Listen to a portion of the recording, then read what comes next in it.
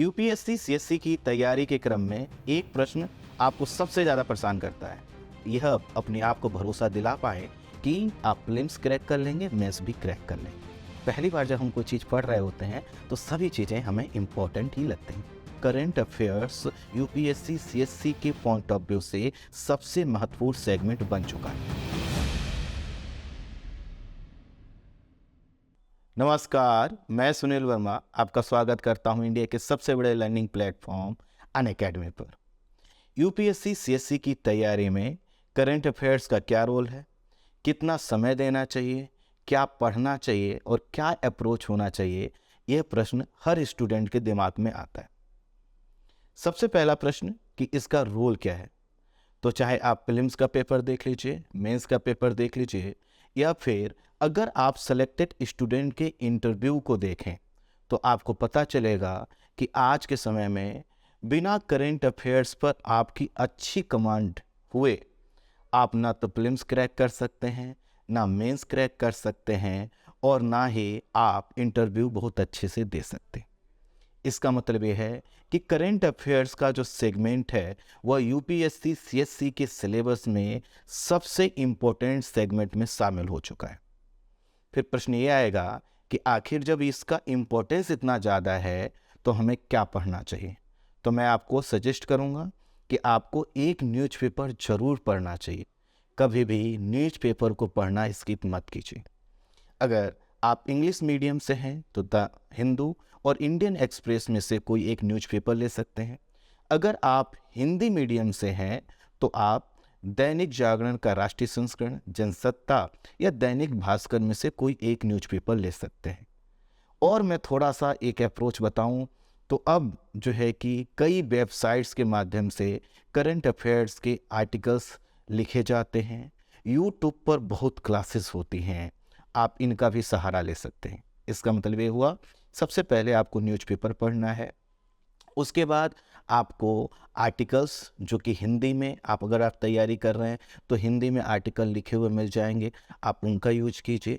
आप जो है कि यूट्यूब पर करंट अफेयर्स की क्लासेस देख सकते हैं और एक मंथली मैगजीन जरूर लीजिएगा। मैगजीन कोई भी हो सकती है जिसको पढ़कर आप यह अपने आप को भरोसा दिला पाएँ कि आप प्रीलिम्स क्रैक कर लेंगे, मेंस भी क्रैक कर लेंगे। उसके बाद होता है कि क्या हमें नोट्स बनाना चाहिए। तो यह डिपेंड करेगा कि आखिर आप तैयारी कब कर रहे हैं। अगर आपको अगले ही साल पेपर देना है तो आपको नोट्स नहीं बनाना चाहिए, आपको प्रिंटेड नोट्स लेना चाहिए, उसको हाईलाइट करना चाहिए या फिर अंडरलाइन करना चाहिए। लेकिन अगर आपके पास समय है तो आप संक्षिप्त नोट्स बना सकते हैं। नोट्स को आप टॉपिक वाइज या सब्जेक्ट वाइज बनाइए। फॉर एग्जांपल, इकोनॉमी के नोट्स एक जगह, इन्वायरमेंट की एक जगह, पॉलिटी की एक जगह, ताकि आप उसको अपडेट करते रहें।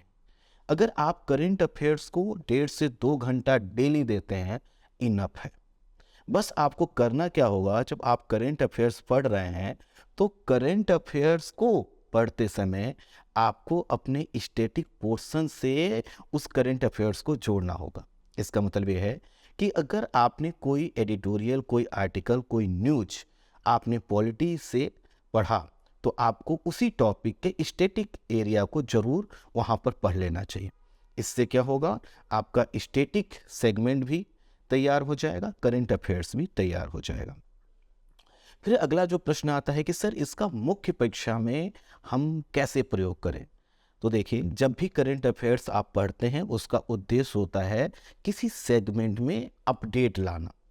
तो जब भी आप कोई टॉपिक पढ़ें, चाहे वह एनवायरनमेंट का हो, पॉलिटी का हो, गवर्नेंस का हो, आईआर का हो, जो भी टॉपिक आप पढ़ रहे हैं, कोशिश ये कीजिए कि वह आपकी बातचीत में आ जाए, आपके किसी आंसर राइटिंग का हिस्सा बन जाए, या फिर वह आपके टॉपिक या डायमेंशन या ऑब्जर्वेशन का भाग बन जाए। कि जैसे एग्जाम्पल के तौर पर अगर हम लें कि अगर हम रूस और यूक्रेन के विवाद को समझ रहे हैं तो उसके सभी डायमेंशन को जब हम एक बार समझ लेंगे तो अपने आप हम बता देंगे कि ये रूस और यूक्रेन का जो विवाद है ये दो देशों का विवाद नहीं है। इसको जब आप एलोबरेट करेंगे तो आपको पता चलेगा ये दो विचारधाराओं का भी युद्ध है, साथ ही साथ दो खेमे का युद्ध है। यह दो तरह के गुटों का युद्ध है। आप इसमें बहुत सी चीज़ों को जोड़ते हुए चले जाएंगे।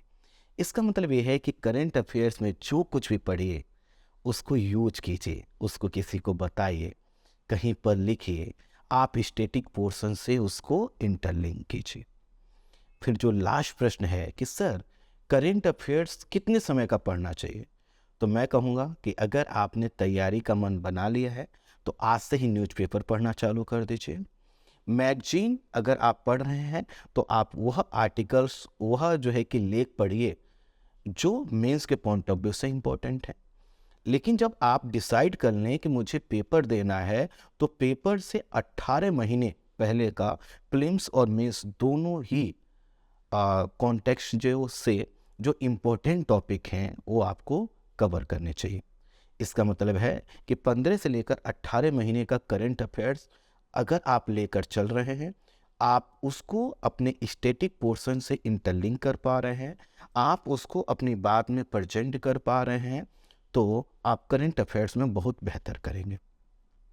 कोशिश कीजिए नोट्स बनाने से बचें, लेकिन नोट्स बना रहे हैं तो संक्षिप्त नोट्स बनाइए, सब्जेक्ट वाइज बनाइए। अच्छा तरीका होगा कि चीज़ों को हाईलाइट कीजिए, उसको अंडरलाइन कीजिए।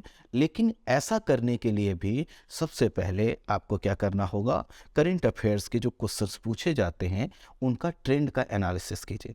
क्योंकि पहली बार जब हम कोई चीज़ पढ़ रहे होते हैं तो सभी चीज़ें हमें इम्पॉर्टेंट ही लगती हैं। तो यहाँ पर अगर मैं अपनी बात को समाप्त करूँ तो ये है, करंट अफेयर्स को स्किप करने की गलती मत कीजिएगा।